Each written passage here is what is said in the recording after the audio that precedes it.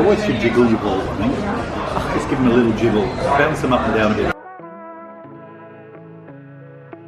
I cannot believe it is almost the end of 2021. It has gone by so quickly. I spent the first half of it in Australia, second half of it in China. It's been a year of adventure and new friendships and of course food, and that's what I wanted to reflect upon today. But since I spent the first half of this year in Australia eating food with two very, very special people, I thought let's make this a group effort. So with that being said, hey Mum, hey Dad. Hi, babe. Hi, how are you? I'm so good. It's so good to see you guys. How's everything going in Australia? Oh, good. It's finally warming up now. Warming up, yeah. We've had such a cold December. If you guys weren't already aware, Australia is in the southern hemisphere, which means that going into Christmas and New Year, it's actually the hottest time of year, whereas for people in the northern hemisphere, like where I am now in Beijing, it's super, super cold because it's currently winter and it's in the northern hemisphere. If we had a white Christmas in Sydney, that would be serious global very, problems. very surprising. You'll be happy to know things are going well here for me in Beijing. This is my room. I have a room. I have a place of residence. I pay rent. Wow.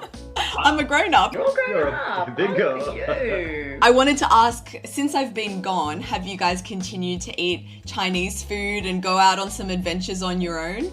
Yes, we have. Yes. Well, this is interesting. We went to a lovely restaurant in Chatswood with a friend of ours. Surprisingly, because we went from, looking at beef, like a congee and going, oh, I don't think so. It looks a bit unappetizing. Yeah. Then you introduced us to congee. Very exciting moment. Mum and Dad's first ever congee. And then we had the most amazing lobster congee in this restaurant. And it's just like, oh my gosh, and I ordered amazing. it. You would have been so proud of me. I'm so proud. Since we spent half of this year together making so many fun memories and eating all these amazing foods, let's have a bit of a reflect on some of our most favorite and also our least favorite foods of this year. Oh, like a retrospective. Yes, a year in review. I've actually come up with a list of 5 top foods, the 5 favorite foods that we've had this year, and I've put it together in this little... That's pretty cool. Do we have a drum roll sound effect? Should we start? Do we just go for it? Yeah, go for it. Okay. So these are our favourite things that we've had this year. Yes. So number 5, we're going to start with number 5 and then work our way to number 1. So... Yeah.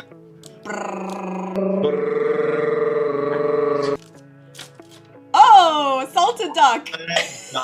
Yes. The flavour of that duck was ridiculous. Yeah. Unexpected. It just looked so bland, and you're looking for the sauce going, gotta dip this into something. It looks so bland. It looked plain, didn't it? Oh, yeah. so juicy. So tasty, Oh. yeah.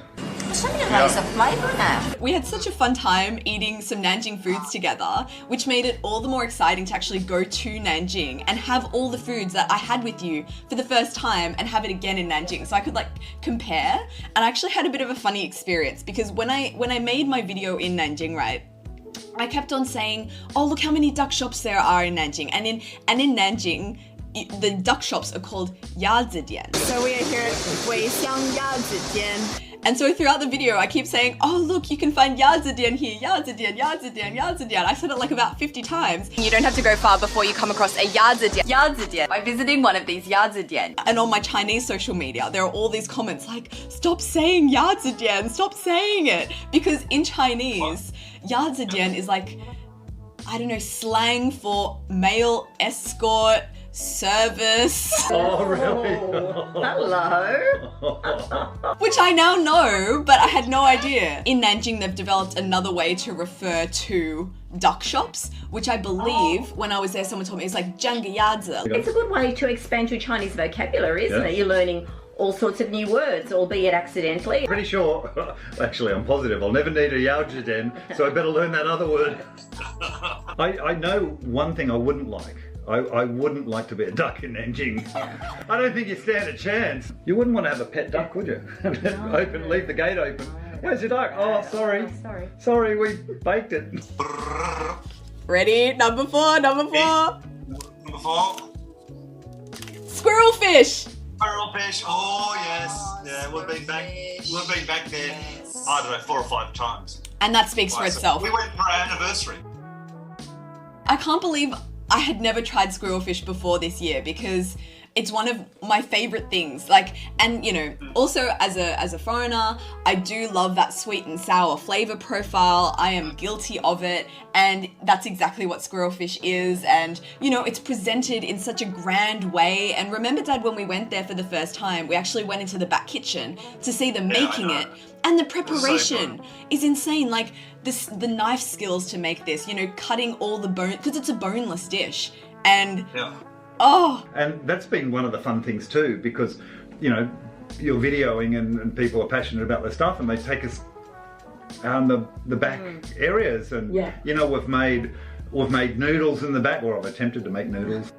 And you know, other places that we've seen has been great. I always enjoy seeing a dish being made before it comes to my plate, because sometimes when you're at a restaurant, you get kind of desensitized to the fact that, you know, this fish was caught from somewhere. Someone had to catch the fish, someone had to bring the fish in, someone had to prepare the fish, cook the fish, and put time and effort into making it taste delicious. And if you just get it presented to you on a plate, you kind of forget that whole process. But when you go to the back kitchen and you see them prepare it and the knife skills needed to make it, it just adds a whole new dimension to the dish.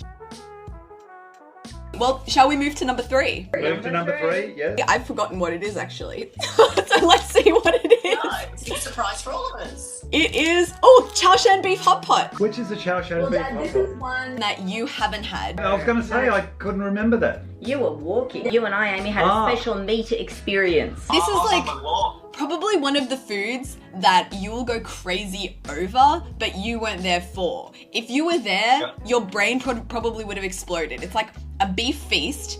But Mum, maybe you can take Dad for Chow Shan beef hot pot, and maybe you can record a little bit of the experience. If you're a good boy, if you're a very good boy, maybe I'll take him. I have the power, so Amy taught me, so let's go. Sam's Chow Shan hot pot in Eastwood. That's where we are. We're going to have a lovely meal. Here we go. We're having beef extravaganza. We've got shin, we've got Scotch fillet, we've got beef balls, we've got satay sort of chili and soup. It's going to be big. What do you think of those balls, John? I think they're very nice balls. They're sticky balls. Do you hold on to it or? No, just let it go. Or hold on to it, but just do a couple of it. It's only in for a few seconds. No, I can't find it. And you got to dip it in your sauce, in that beautiful satay sauce. Are you ready? Yeah.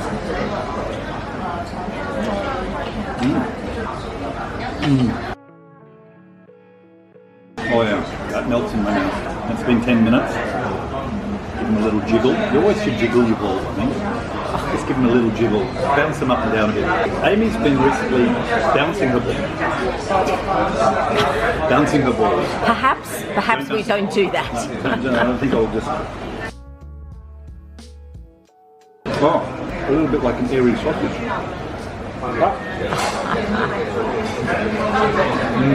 Just a really nice piece of meatball with slightly springy texture. Good to be Blondie's day. Coming back to you from the past, Dad, I have to tell you, you enjoyed your Chow Shan beef hot pot, but you don't know it yet.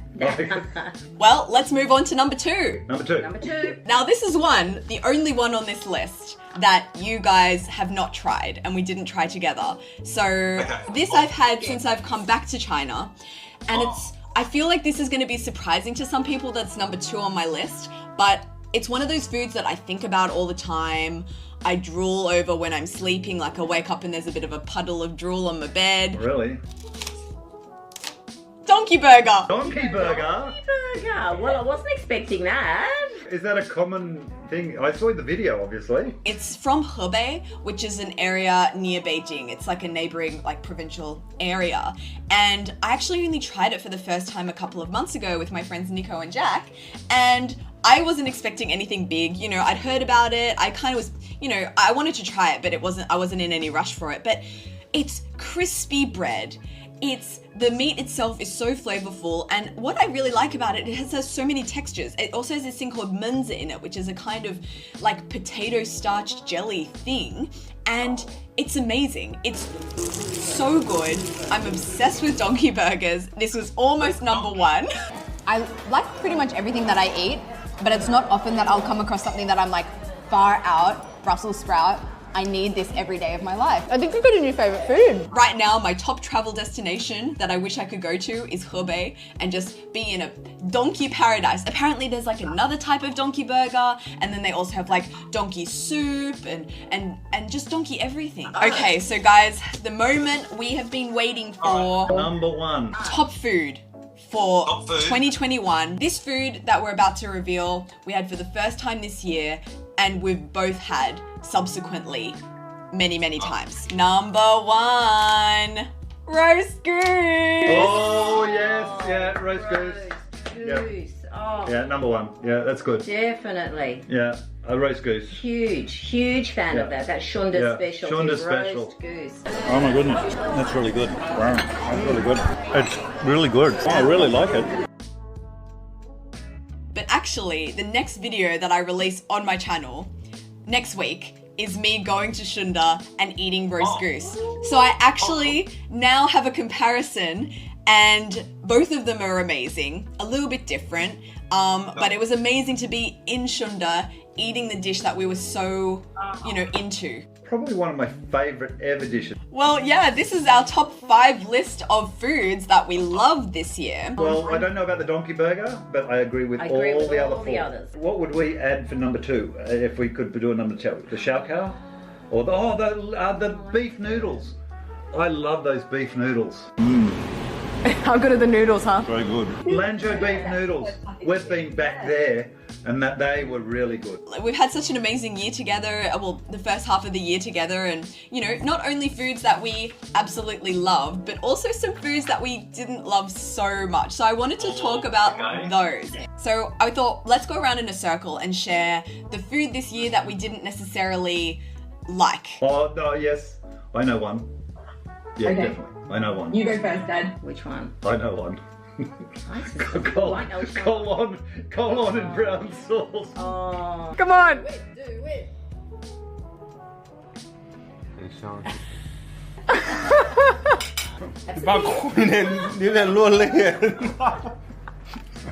I still remember your face when I was telling you, what's the mark of a good colon and brown sauce? They've told me it still has a bit of smell. It's got that A little bit. special smell. And the thing that was really disturbing was that I got a big piece of colon caught between my teeth. So I had this bit of colon flapping around between my teeth for half an hour or an hour before I could get home and finally floss it out. So Mum, what for you is a food that you had this year that you'd say you probably wouldn't want to have again? I have to say, and I know a lot of people will roll their eyes at this, but durian puff. Oh, yeah. Oh, you can smell the durian in it. Smells like fun. I have to get over the smell, to be honest. It kind of tastes like mango pureed with onion. It's a durian, it's a little fart in a pastry. John described it perfectly, saying it was a fart in pastry. A fart, And- yeah, it's like a and fart in your mouth. it was, Yeah. I just did not like it. I didn't like the aftertaste. And the thing that really got me with it was after I ate this thing, it was one of the last things we ate because it's a sweet. And this was during the pandemic when we had to be all wearing masks, which I guess we had to do on and off. And I'm walking through the shopping centre and I'm going, oh, that smell is awful. And I can smell it through my mask.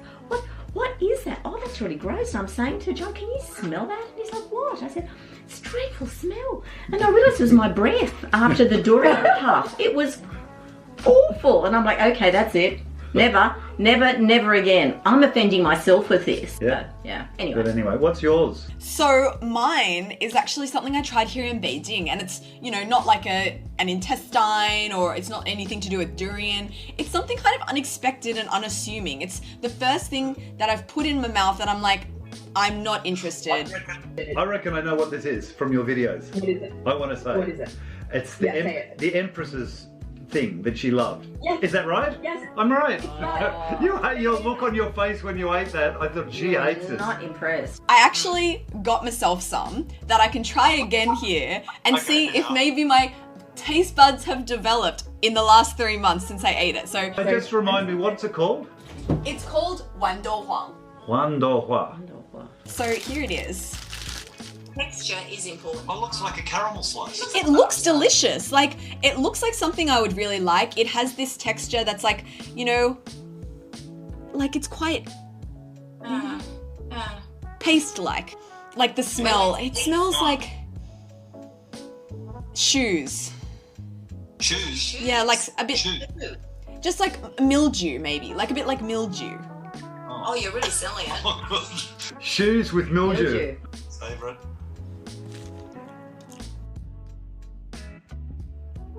No, look, I can see the upper lip go when she does that. As soon as she eats, this bit goes. You know when Amy doesn't like something, viewers, when her lip goes. Oh no, no, it's not any better on the second tasting. I just don't like it. Well, that's okay. You're not meant to love everything. Aside from this, there hasn't really been anything else that I have this strong emotion I don't like that. So pretty much everything I put into my mouth I like. Yeah, well guys, thank you so much for joining me and making this wrap-up video with me. I've had so much fun. It is, you know, past your lunchtime. It's after 12 there, so get yourself some food, enjoy that, and yeah, Happy New Year! Happy New Year, everyone. Thank you to everyone for watching this video, and I'm wishing everyone out there a very, very merry, happy new year. And thank you so much for supporting me and my family and watching my videos this year. We really appreciate it, all the lovely comments, and we're sending you just all the best wishes heading into the new year. So big kisses from me, and big kisses from Mum and Dad. Happy holidays. Happy holidays over to everyone, and stay safe. And like I always say on Amy's channel, SLC, because she's our baby and she's worth it. Oh, thanks, Dad. Yeah, feel free to subscribe and to like and to comment. And yeah, bye guys. I miss you. Bye. See you in the new year. Bye. Bye guys. And bye guys.